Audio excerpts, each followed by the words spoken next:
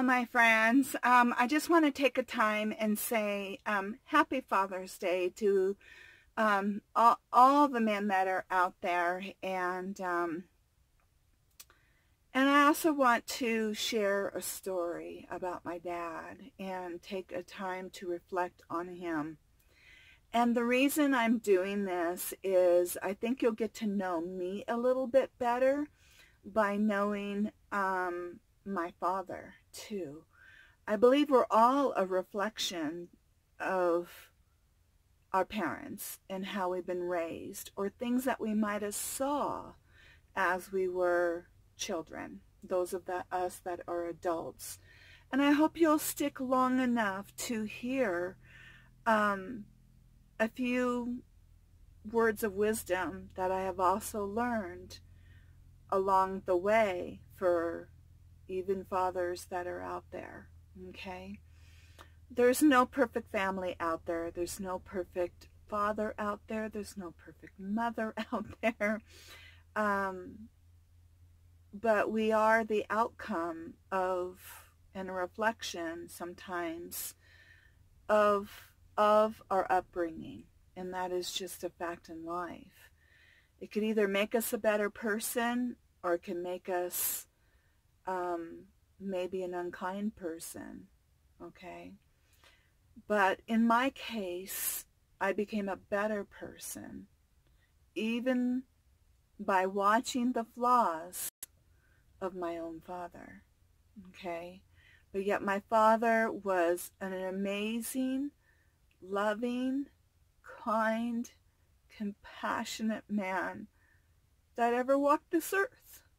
And he's no longer with us. He passed away in 2005.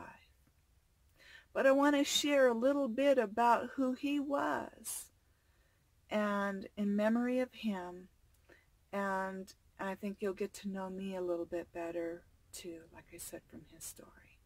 All right, so here we go. And I hope you'll stay long enough to hear, because it's a message of inspiration.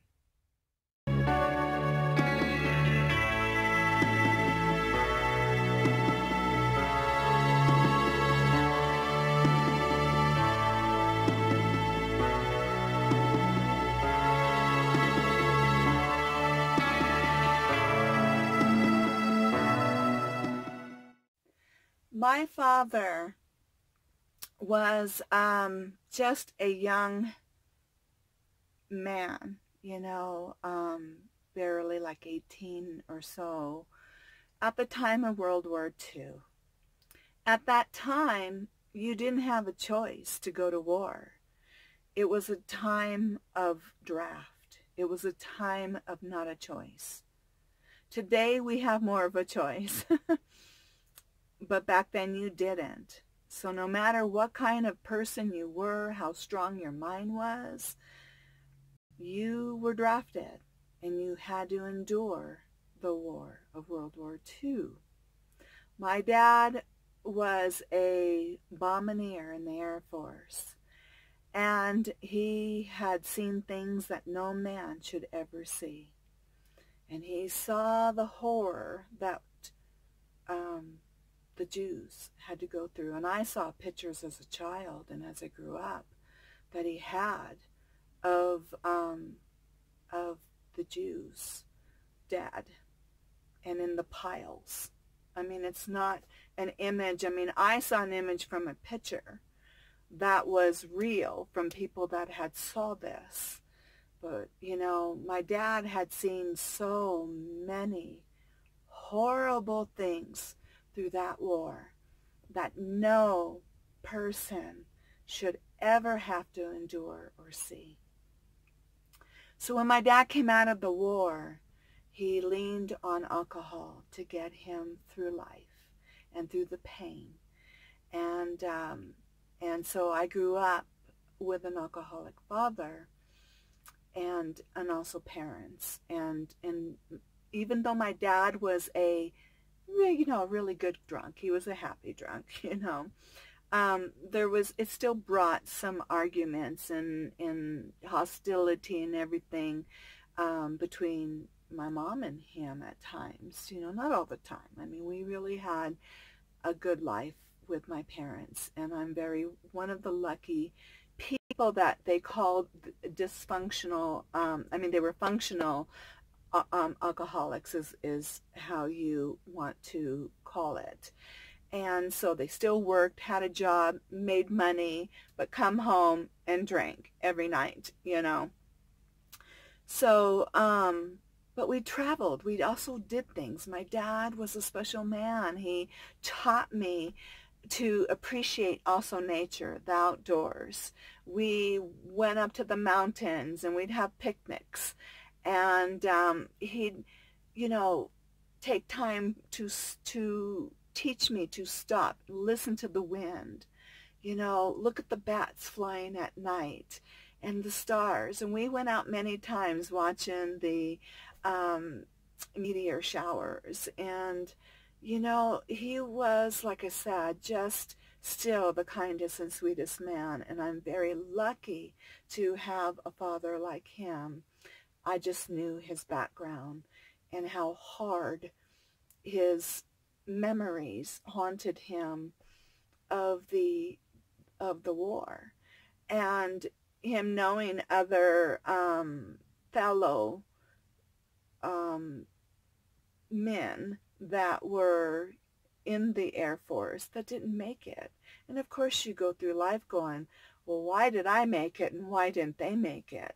You know, and so many questions like that they go through life, and the sound of war and everything. I mean, there's so many things that can haunt a person going through that. So as I grew up, I went through some hard times myself, and it put me back in a situation where I went back home. And during that time, my dad was still drunk and drinking, and so many times I've seen my dad so drunk that, you know, I'd be picking him up off the floor. He's stumbling over everything. You blackouts and not remember anything. So I know the effects that alcohol can do to a person and a family. And that's too when I told myself that no matter how hard life got, I didn't want to be like that. I didn't want to reach to a substance like that or get to a point where I didn't have my mental faculty. You know, I couldn't think. Of course, I drank. You know, we all drink a little bit here and there, but never was the party drinker or doing that kind of stuff, or, you know, just an occasional drink and things like that, you know, but nothing that became daily or nothing that, you know, sure, in times I might have wanted to lean that way, but I was able to say, whoa, wait a minute, I can't be reaching to this. This isn't going to fix my problem. My problem's still going to be there, and if anything, it's going to make my problem worse. And that is something I have learned from my upbringing and what I saw through my family. But so there was a time when I went back home, and, you know, my dad was still drinking, and I was searching for you know, my place in life and how to get through hard times. And I reached to God. I found God in Jesus Christ as my Lord and Savior. I did. And this isn't a video to push that on anybody. This is just sharing what worked for us, okay? And so when I went back home, I was going through a divorce from my first husband, who was very verbally abusive, that no one should have to go through what I went through with that man. And I just said no. You know, I stayed 4.5 years, and I said, this is not a life for me. I need to rebuild my life, and it wasn't easy. And I went back home. So my dad saw me trying to pick back my life back up as I found my way with God and going to church. And he went to church, and he went with me at times. but still, you know, struggling with his past. And so I was there about 6 months, and then I couldn't take the drinking anymore, you know. And I ended up, now as an adult, I'm about 28 years old, and I'm telling my dad, I love you, I don't love the drinking. So I had to define the difference.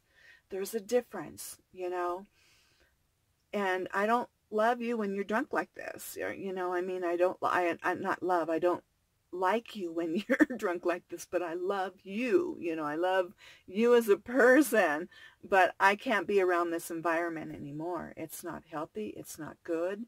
And so I ended up telling him I need to leave, and he was crying, and, you know, he didn't want me to leave. And I had been listening to, I went to a church that was just very upbeat, you know, upbeat music, and we were just on fire for God. I mean, we just knew what God can do in people's lives. And so I didn't know, when I'm in the bathroom and I'm trying to pick up my life is a freaking mess at that time. And I'm in the bathroom and I'm getting ready, and I'm, you know, rocking to my Christian music, and, you know, because it was very contemporary, very upbeat. And I didn't know he was listening.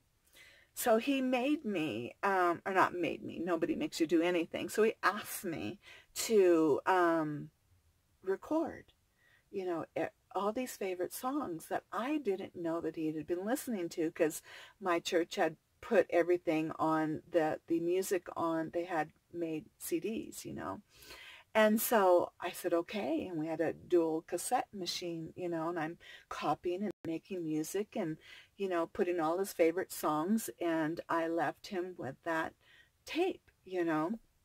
And our church was just praying for our loved ones. And I was just praying so hard for my dad, because my dad tried so many times to become sober. He went into the hospital where they do that program. He came out, went back drinking, you know.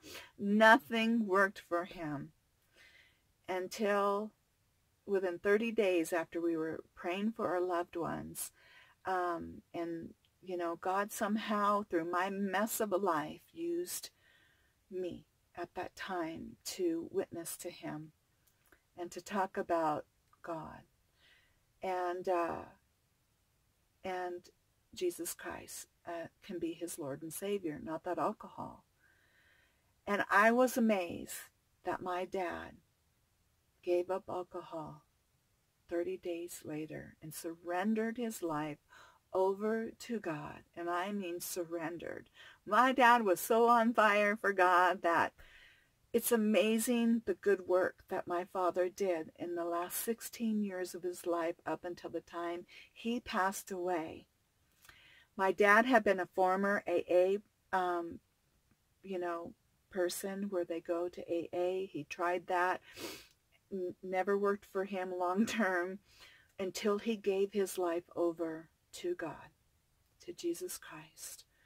And then he was a sober man up until he passed away. And he actually became a sponsor for many, many people. And he even formed his own Christian AA group, because in the regular one, it's only the God as you understand him. And so whoever, whatever you want it to be. So they couldn't always say who their God was, which to him it was Jesus Christ. So he formed his own Christian one. And those that wanted to be there, and they could freely say Jesus Christ. But he worked in both areas. So he sponsored many people, brought many people over to God. He was just a light. He would give you the shirt off of his back if he, you know, could, you know, to help people. He really had a heart to help people. What a transformation my dad was. He gave up smoking cigarettes, not the cigarette, and even if you can't give that up or anything, this is not a video of any kind of judgment, because there is no, I don't believe there is any judgment. And even in my Christian belief, there is no condemnation in Christ Jesus. And I don't think we get that in the church today. And I can talk to you about pain and hurt that I have had to go through even in a church. But I was able to separate and know that my salvation is not through these people. And I always have to keep my eyes up above. And people will let you down in this world. That is a fact. And we're all imperfect people, you know. And so, but I don't put my eyes on them. I have to keep my eyes up above, you know, because that's where my peace comes from. That's where my strength comes from. Not in how people react to me or treat me, or in the church or out of the church or anything like that. And I have had to go through way too much in life. Okay. And so wonder, I'm not looking at another substance or something to get me through all those difficult times. But lucky, my faith has always been very, very strong, you know. So my father was such an amazing man that he became, you know, a man that I looked up to. And I will always just admire and be lucky that I had a father like him in life. And last thing I want to share is something that he ended up having on the wall of his house. And when he passed away, I had to take this. I said, oh my gosh, in memory of my father. And this goes everywhere I go. And he lived by this to the day he died. It was, God grant me the serenity to accept the things I cannot change, courage to change the things I can, and the wisdom to know the difference. That's why I've always leaned on maybe, you know, calling my van Serenity, because in memory of my father. But I also want to share this bottom part that's on this. And again, this isn't pushing a religion. This isn't pushing. I'm sharing what worked for us. And I can see, I can actually say I witnessed this, okay, of the transformation and change in my father. And it said, living one day at a time, enjoying one moment at a time, accepting hardships as a pathway to peace, taking as Jesus did this sinful world as it is, not as I would have it, trusting that you will make all things right if I surrender to your will, so that I may be reasonably happy in this life and supremely happy with you forever in the next. Amen. One of the things, and the last thing I would like to share, is I think too, in spite of the dysfunction of family that I also grew up in, my dad took time to be with us. Even though he had his problems in life, and we all do, he took time. He spent time with us. I have so many memories of the time that I shared with my dad and my mom. I don't remember the things that he bought me. I really don't as a child. Not much. It was the memories. All those precious memories. Sometimes we can get so busy in life that we, you know, we put off. Oh, well, I'll see you next week. Oh, when something else comes up. And then, you know, and as we become adults, and, you know, we can't take back time. You know, time is where we are now. And we have no, we don't have no guarantee of tomorrow.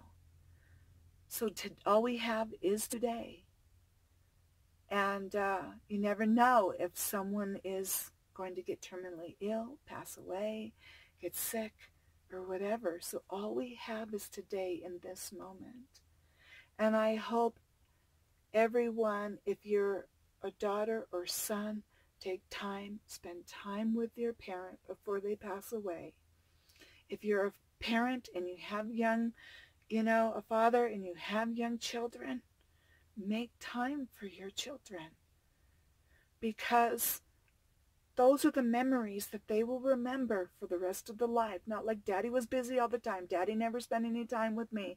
I have seen in a few people's life that also was affected by not having a father. And so in that case, all I could do is say, I hope you could find, that father in God, and up above, or in maybe someone else who might be a father to you, someone you meet in your life. I have met a lot of elderly people, and there's so much wisdom. And maybe I've had an adopted grandmother that she wasn't my real grandmother, but boy, I loved her like as if she was my grandmother. So maybe reaching out there, going to an elderly home, maybe you'll meet someone that will touch your heart and be like a father to you. There's so many things that we can do to, fill that void, okay? But the one thing I would like to leave is, if you are a father or a child or an adult child, spend time with your father, with your parents, or father to child, and remember the most precious gift that you can give someone on this earth is you. And it is your time and making precious memories. And I'm going to leave you one last little precious gift that I got today, and it's outside, and it's the wind. So today I get to see a windy day, and I breezing off and on and think of my father, because my father's greatest gift too was to take time and make me, or show me how to appreciate nature and the wind. And every time, so many times when I see wind, I think of my precious father.